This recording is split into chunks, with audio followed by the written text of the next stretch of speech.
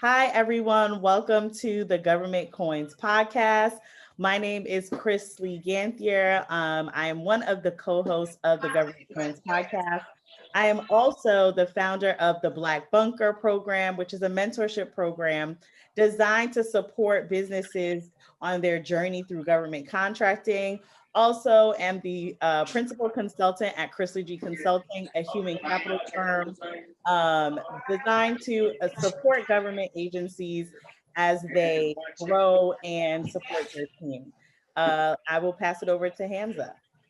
Hey, what's going on, you all? My name is Hamza Sabri, CEO, founder of GovLia Christlie, and I am co-host of the world's class government podcast, Government Coins podcast, where you learn everything you need to get within to the government contracting world, from federal, state, local government agencies. And I'm looking forward to this actual conversation and interview with Caryn. Caryn, yes, take it away. Awesome. So nice to meet you, Hamza and Christlie. Thanks so much for the invitation. It's great to be here on the Government Coins podcast. My name is Caryn Kent Dean. I founded Once Upon an RFP in 2018 after about 25 years writing proposals as an employee with corporations. We are based outside of Chicago, and we have a 100% remote team supporting both federal, state, and local education and corporate contractors with their bids and proposals. We have a team of both employees and contractors so that we can expand our bench as our clients' needs grow or as we need to tap talent that has specialized expertise required for each opportunity. So it's awesome to be here. Awesome. Great. Oh, let me just make sure. Okay. Yes, it's awesome. It's awesome to have you too as well. So I know we was off camera. We was diving into the business and the formalities and the systems of your firm. Just get straight into it. How long does it take to process and craft a winning proposal, a winning RFP? So I think a winning RFP really begins before the RFP ever drops. It's important to have a strategic reason for responding to that RFP. And if you have a relationship with the client, that's always ideal. Also having your ducks in a row in terms of, do you know who your potential partners are? Is your business in a good situation? Do you have legal advice if you need help reviewing any contract involved? What team members do you have available, not only to do the work when you win the contract, but to respond to that RFP? A lot of people within the RFP response team wear multiple hats. So making certain that they actually get some sleep and can get some rest and do their jobs well, their day jobs and their roles and proposals is really important.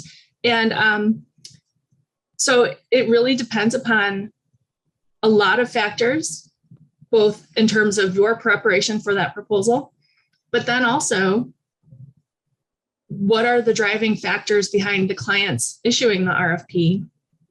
How complex is it? How long is the timeline for responding? So we've responded to a pretty complex proposal in as little as like 36 hours because it was a proposal emergency. I like to say our clients come to us initially for proposal emergencies, and then they stay with us because we're so good at resolving and bringing order and calm to chaos. So it really depends upon so many different factors. That's order and calm is key. I feel like that is the number one thing. I do at least 4 to 5 proposals a month, and it's chaos. And then up until it's like that submission time, you're like, this would seem like a mountain, but it really isn't if we just tackle it piece by piece. Yes. So, backing up a little bit, how did your role, and not necessarily like the jobs that you've done, but just to give people some insight on the skills that are needed, right? What are some of the roles that you've done in the past that help you prepare to where you're at now, right? And what are some of those skills? Because we talk about the importance of researching. We talk about the importance of networking with the client. We talk so heavily about it, but I don't think our audience truly understands, like, to craft an RFP response, it can take, you know, depending on the complexity of it and the service or the project, it can take, you know, a year's worth of work to really get that put together. So, like, what are the skills and roles that you've done in the past that help you get to where you're at now? So I think one of the most important things about my background is that, you know, just like anybody else who's in the proposal profession right now, we didn't grow up expecting to be proposal writers or proposal professionals. I fell into this work when I was finishing my master's in library and information science. I met the owner of a software company in that industry. What has really helped me in being a proposal professional and working not as a subject matter expert on the topics that we're responding to proposals about, but as a subject matter expert in proposals, is that I'm comfortable not knowing what I don't know. But I'm very good at quickly identifying that and then problem solving around how are we going to fill this gap. Frequently, my clients have the solution on their team because they have somebody who's putting together the pricing. They have somebody who's doing the legal review. They have somebody who's putting together the project plan and client solution. But when we're putting together our project plan, you know, as you mentioned, it's very important to have a process to keep chaos to keep order even to something that can be chaotic if it's a fire drill. But, you know, having a strategic plan and being able to identify, you know, where those gaps are as early as possible and resolving those gaps and then mitigating those risks is really important. I like to say that proposal professionals, our primary job is mitigating risk. So that's kind of a little bit about where I came from and how I got into this. That's very important about mitigating risk for the client, or for a small business that's preparing their own proposal. It's about mitigating the risk and identifying and prevention, creating a prevention clause to how you're going to pursue that actual contract. So when it comes down to proposals, like, what are some of the myths into creating proposals? Because, you know, most small businesses that's new to contracting or RFP writing, when they hear the word proposal, they think that, you know, they're actually picking up a piece of paper and pen and writing out an essay of why they should get the work. Right. Yeah. I would say one of the biggest myths is just because you bid, you're going to win. This is really like any other area of business, a relationship-based business. And the better your client knows you and your performance and your track record, you know, with other clients, especially when you're talking about government or other agencies within that unit, within that arm of government. So having a good reputation, having a good relationship, and taking the time to make certain that you're strategic about what you're bidding on and that you are a good fit for their need. I have worked, especially when I was working as an inside proposal professional within a corporation, there were so many times we were bidding on things just because somebody found it online. And we really had no business responding because they didn't have a relationship with the client. Perhaps they were trying to meet a quota, which I understand, trying to meet a quota for proposals for that quarter or what have you.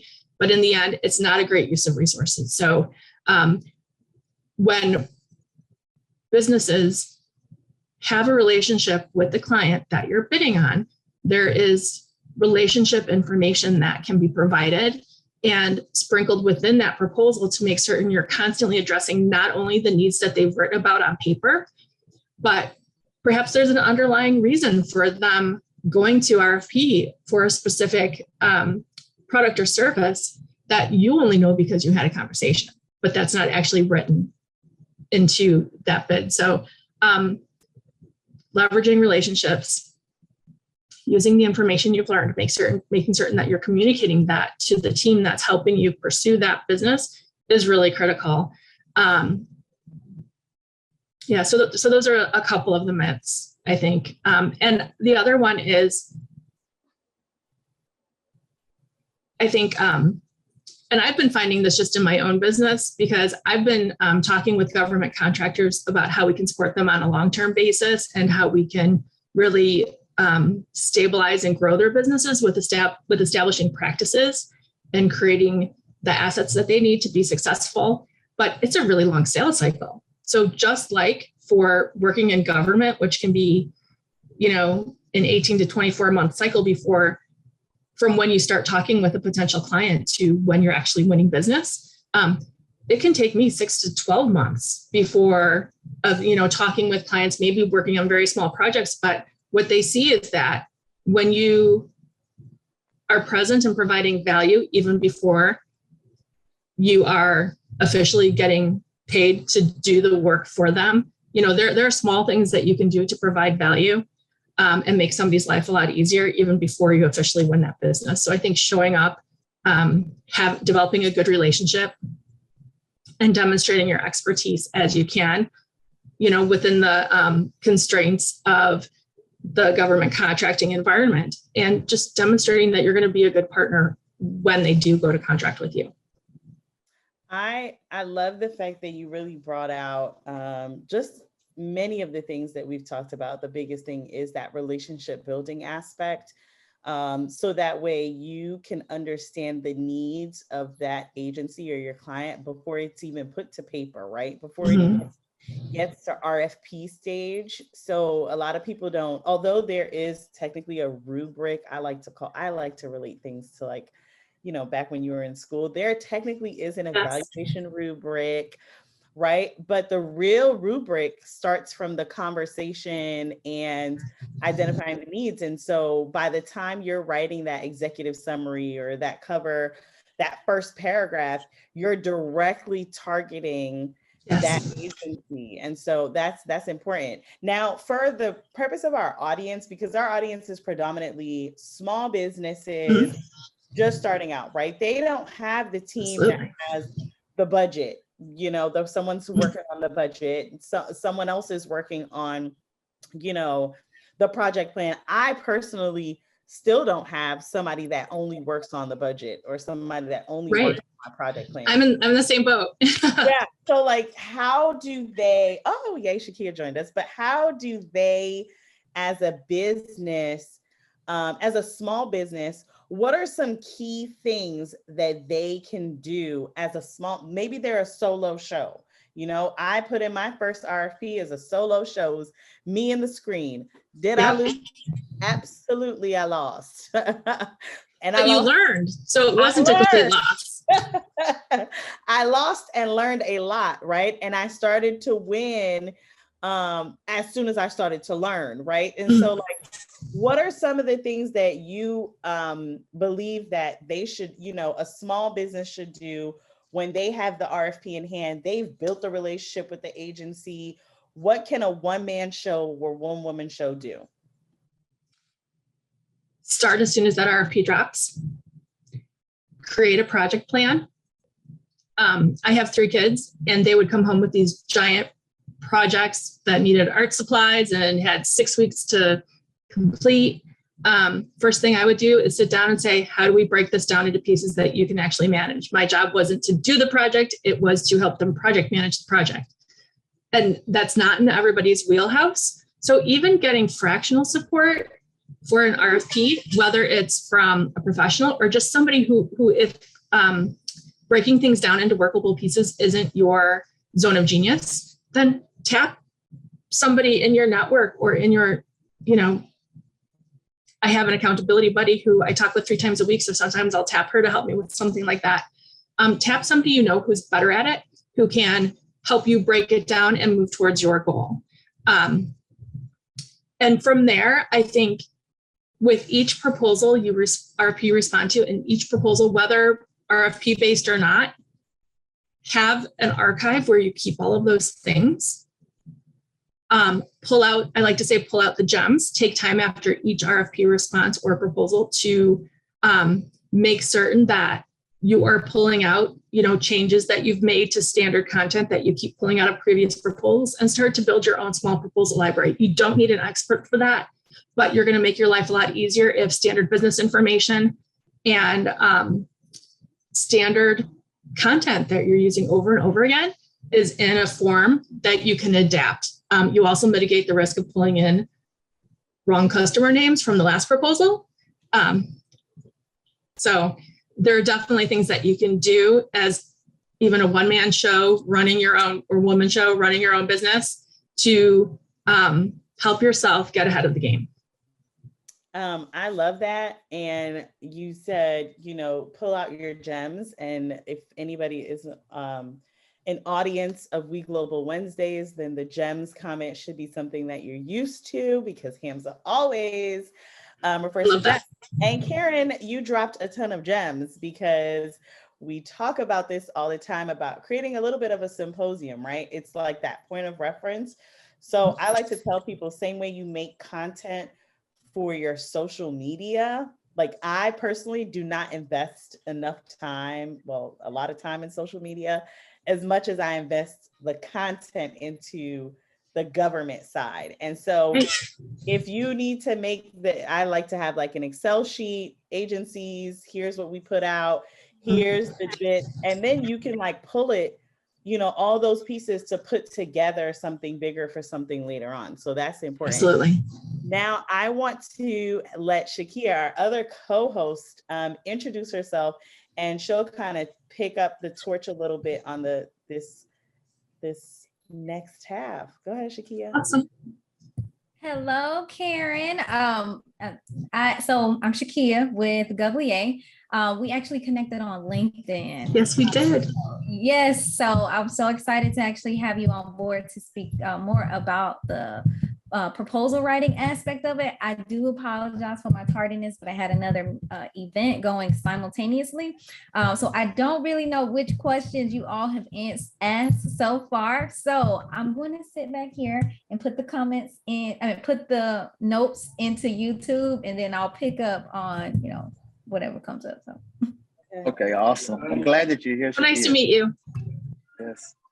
And then I want to point out that the key thing to people that's listening right now is that she created a connection off of LinkedIn. And like I say on my lives, that LinkedIn is one of the powerful social media tools you can use to network with people in like-minded industry, and also with acquisition departments and contracting officers. They all on LinkedIn. They're not on Facebook and social media. They're on Instagram. Well, they are, but those are personal type of pages. So more for business, right? And developing a business relationship, LinkedIn is a great tool to use. To go into my question, like what are some of the key elements of a proposal that would never change regardless what industry it may be? What are some of the key components of a proposal? So when we are creating our proposal outlines and creating a standard template for our clients, around where the RFP requirements will go, we always build in a cover page, a table of contents, a cover letter, an executive summary, or an executive overview. It's great to have a solution overview if you're offering a highly technical solution, so that your non-technical evaluators will have a place to refer to a slightly less technical piece than the nitty-gritty of all those questions that your engineers are going to be reviewing. And from there, we generally put the proposal response after the executive overview and solution overview. And from there, having references and case studies is really critical as well. A lot of businesses that I've worked with like to talk a lot about themselves and their proposals, but I always have to remind them it's not about them. It's really about demonstrating how you can solve the client's problems. And so flipping the narrative so that they're talking about what they can deliver for the client as opposed to what their business does. and what problems they solve for the client versus, you know, what they love to do. So one of the ways that we do this is very much, we spend a lot of time editing existing content to go from passive to active voice, and making certain we're always answering those who, what, when, where, why, how questions. Those, you know, that basic journalism class or unit that we had at various points in school is really what we're leaning on. We also tried to make the language as clear as possible.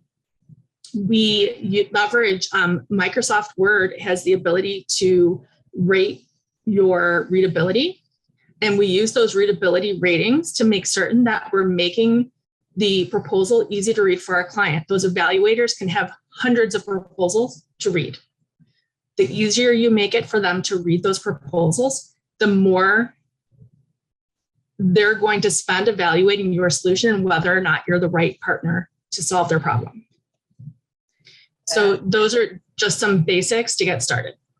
That's like perfect, because it's funny because, you know, Hamza said this in the beginning. People think when they get that RFP, it's like you take a pen and a paper and you start writing an essay. And I'm as transparent as can be. I did do that with my first, you know, RFP spot. I took a pen to a paper, well, my fingers to the computer, and I was like, I am such a great HR leader, like, and I can do. And they were like, I had the benefit of asking, like, why, you know, out of shock, not knowing that that's what a debrief was.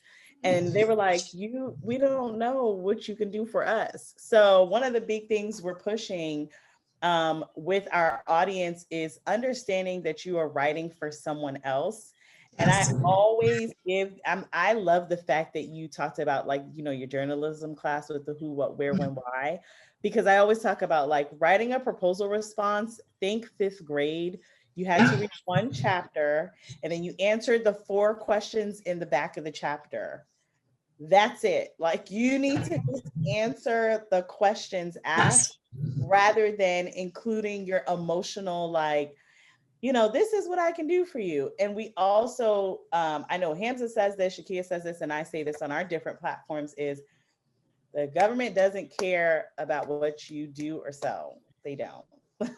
They have no need for it. They don't have time.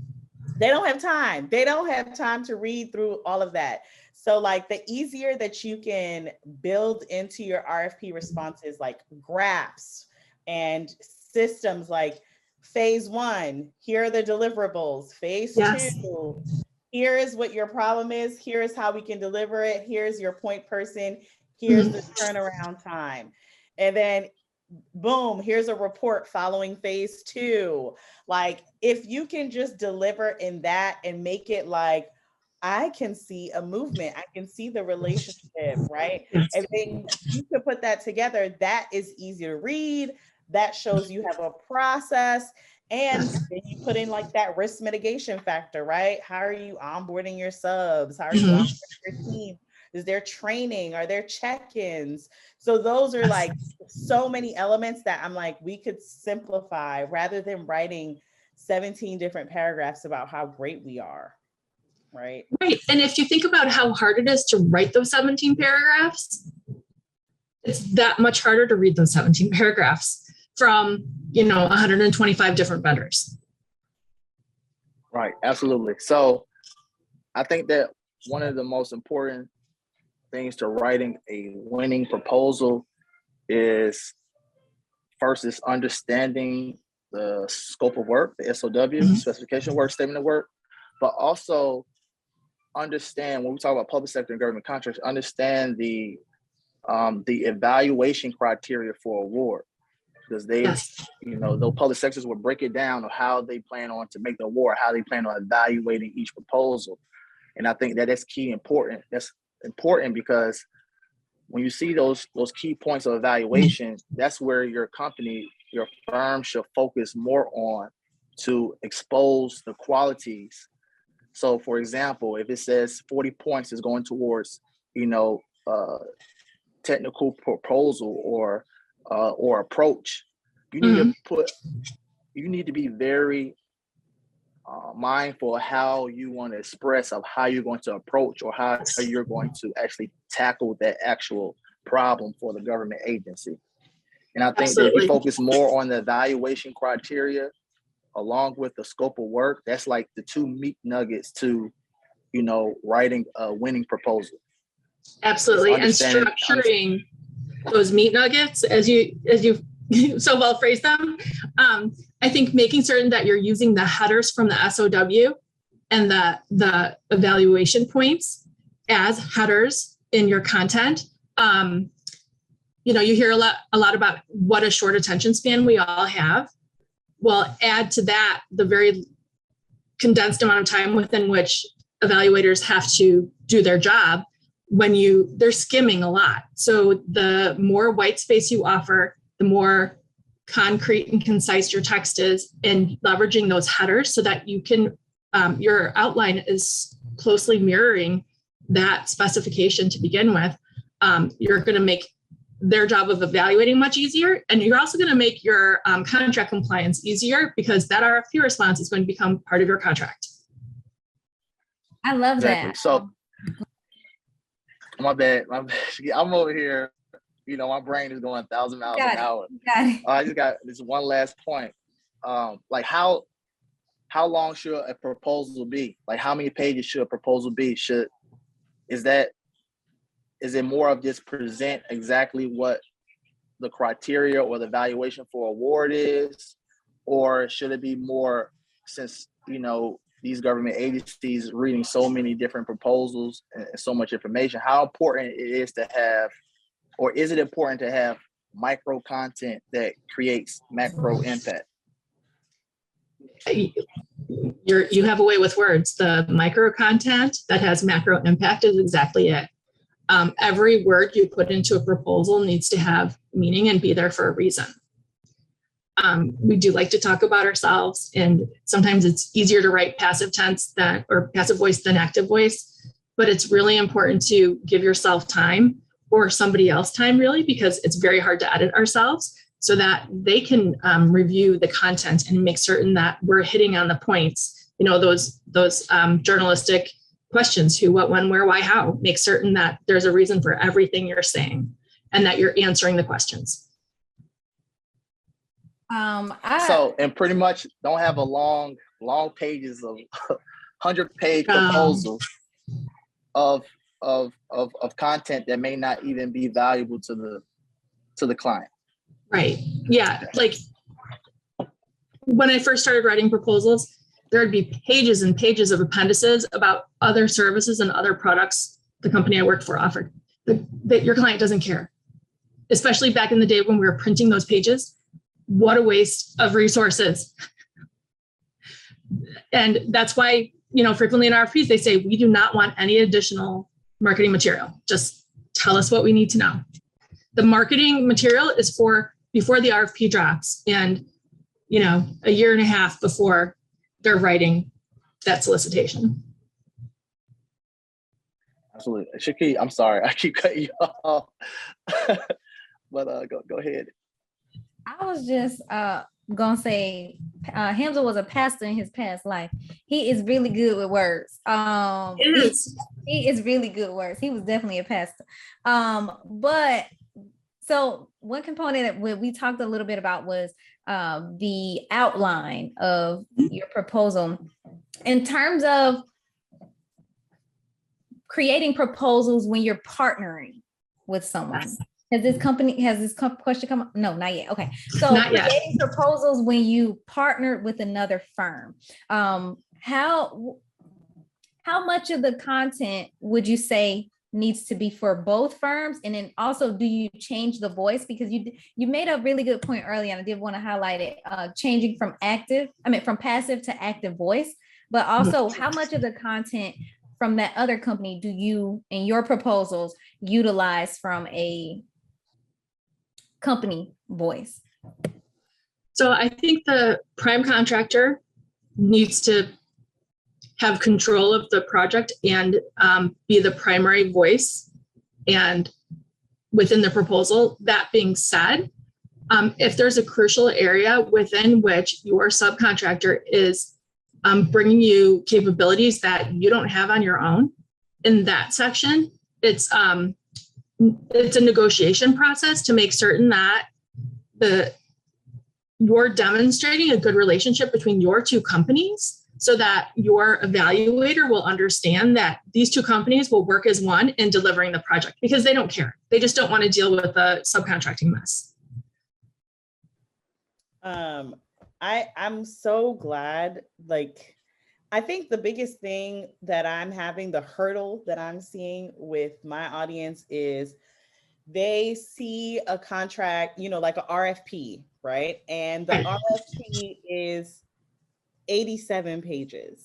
And at that point, you've already lost, like, let's say there's 100 bidders, you've lost like 45 of them at that point. Once Yes. they see, you know, 86 pages. For me now, 86 pages, I'm like, yeah, let's get to it, right? Yeah. So what is like the main, like, I have my method, Hamza has his method, ShaKeia has her method. What would be your recommended method when you're looking at that 86 pages, you're a one man or one woman show, and you need to see, should I go after this bid, or what we say, a bid, no bid process? Absolutely. Where do I go first? So when I open up an RFP, I first look at the agency to see if I've had a relationship with them, or whether we've contracted or not. I look at the date due and the timeline for proposal development, and the deadline. From there, I look at the compliance requirements. Does my team have the required capabilities, skill set, past performance, potential subcontractors, certifications, diverse certifications that might be required because of set-asides related to the contract. And then, and we touched on this a little bit earlier, but do you not only have the time to deliver the work when you win the contract, but do you really have the time to respond to it now? If you're realizing that an RFP sat in somebody's inbox for 6 weeks and you have 1 week left to respond, and it's a 250-page solicitation that's incredibly detailed and will need other subcontractors, it's probably not wise to try to put something together at the last minute, because the odds are really against you. And if you are delivering other contracts and you have other clients to serve and other things going on in your life that you need to take care of, you're not going to have a full week 24/7 to dedicate to that. And even if you do that, chances are you won't put your best foot forward. So I just want to follow up with this question, right? Because you said something like compliance. So I have like relationships. So let's just point out that Caryn said relationships. Now, to be clear, you can bid on contracts that you don't have a relationship with, but you feel like, hey, I know that we have the infrastructure and the people to meet that, right? But it's important to have a strategic reason. Right. There has to be a strategic reason. So let's just one question in compliance. Now, let's just say I might be able to fulfill this contract at an 80% capacity. The contract calls for 3, analysts, 2 data advisors, but I still need 2 more strategic consultants, whatever, I'm making this up. What is your recommendation? Again, I'm a one man, one woman show. I know that I have these certain roles that I can contract out to support this. We have the software, we have we meet the qualifications for these particular 80% of the roles with my team, but I'm missing that 20%. And I think this is where a lot of our small businesses, they get scared. They're like, well, I don't have it. So they just close up shop. What do you do? I think you have 2 choices. You can plan for growing in that direction. Talk with potential talent that you would want to bring onto your team if you win that contract. Create an agreement and get them involved to help them support that piece. So you have the option to bring them on as an employee and grow your capabilities to support that contract. Your other option is to find a potential partner, a subcontractor, to bring onto that contract. Sometimes there are limitations into whether or not you can use subcontractors, what kinds of subcontractors you can use. And you have to make certain that you are keeping all of that in mind when you're going outside to develop a subcontractor relationship. But there are other ways of getting that talent and being compliant in your RFP response without having to have that in place immediately.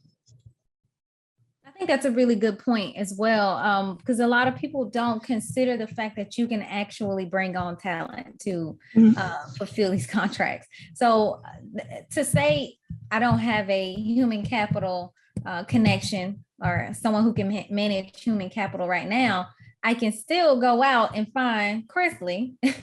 Right. I can either partner with her company as a subcontractor, but if the requirement says no subcontractor, I can say, hey, Christlie, would you like to be an employee with this company for this particular opportunity? So the question to piggyback off of that would be, some people would say, how do I put that into the contract and say, I have someone on my team, but I don't really have someone on my team? How do we do that? Well, I think it's all in like the nature of your relationship with the person. Within the realm of what's considered an employee or who could be considered an employee, you have temporary employees and you have permanent employees. You have full-time and you have part-time. And so we already have the construct in place to help us define what exactly our relationship is. And it's a matter of making certain that you have the paperwork. You need to do the paperwork and make certain that you can prove if they come back and ask you, is this person really an employee? Get that all in place so that you can provide the evidence that that really is true. So many of us have side hustles on top of our full-time jobs, or, we're serial entrepreneurs. And some of us have multiple careers that we're pursuing at one time too. So I think it's not unexpected or unusual to see those scenarios, but make certain you have your documentation in place and that you're compliant with the laws around how you define these roles. Yeah, I would say, of course, the HR bulb went out and was like, yes, make sure you classify them as proper W-9s or W-2s. Make sure you're doing your I-9s, guys. Make sure those W-4s are filled out. Make sure you're paying them correctly. So that way you're compliant, because you do have to submit reports as per the contract. I would say, and I'm going to say this last tidbit because I know we're coming up on time. For those that see an 80% contract you can fulfill, and that 20%, the opportunity for growth is definitely there. And it's as simple as this. One of the key tips that I give to everybody, I usually open an Indeed post for a role or opportunity, and it is in the area, like when they ask you, where would you like to, advertise? I advertise it in the area of where the agency is located, where that work is going to be at.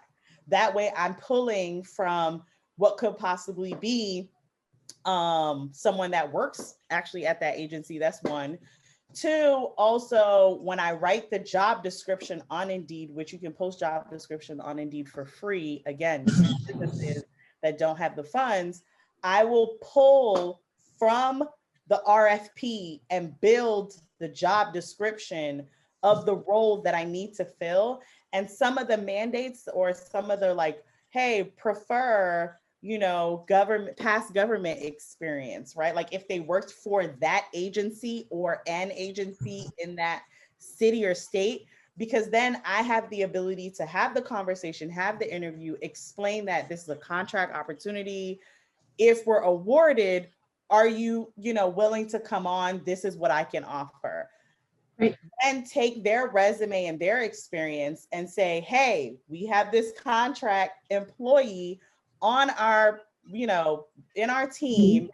They worked for the city, they worked in this capacity. So really making sure that if you're going to grow the talent in the right way for the client, not like, I want somebody that looks like me and that talks like me. No, they don't care. They want who they worked with before. So, and it's more than a handshake. Yes, absolutely. Absolutely. I'm gonna pass it on to, I think Pastor Hamza has something to say. Well, see, so I think the most important thing is that, you know, when you're submitting or coming up with your proposal for a contract opportunity, like when you said it's more than just a handshake, it's more than just submitting it in. You want to be able to, I feel like when a proposal gets, an RFP goes out,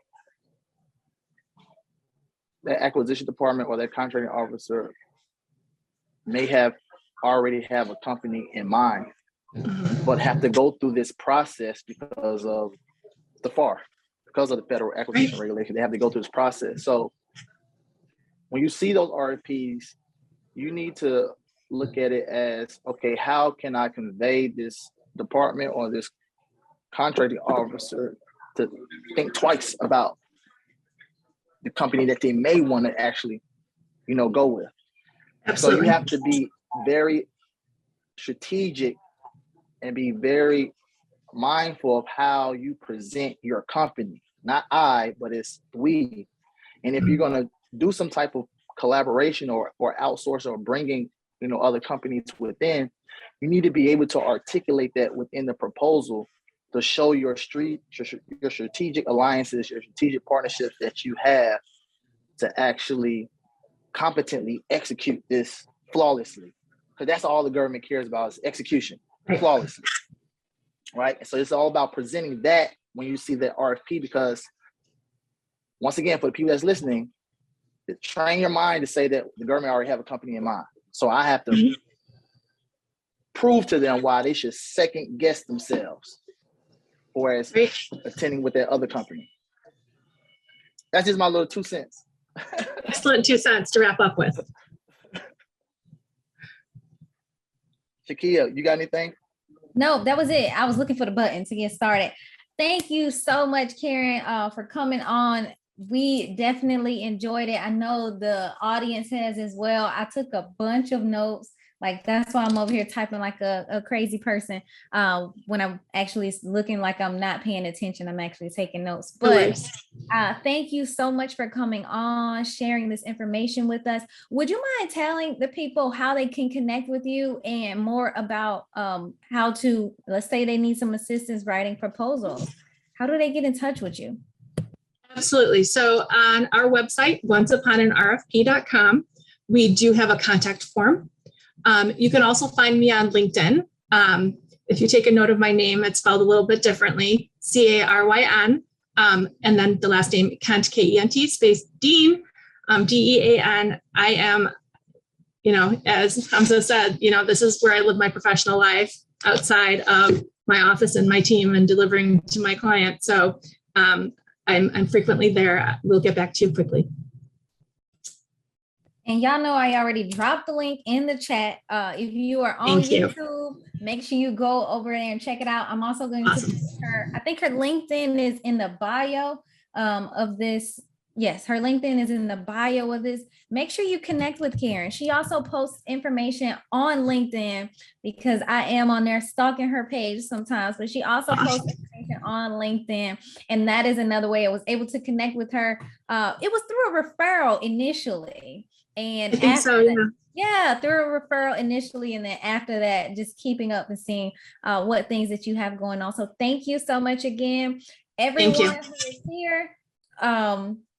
We appreciate y'all. Okay. We really appreciate y'all. Next episode, we will be back. We also have some new stuff that's coming out. Don't forget to like, comment, and subscribe. I am signing off. I'm ShaKeia Kegler with the Government Coins Podcast. And I'm Christlie Ganthier with the Government Coins Podcast.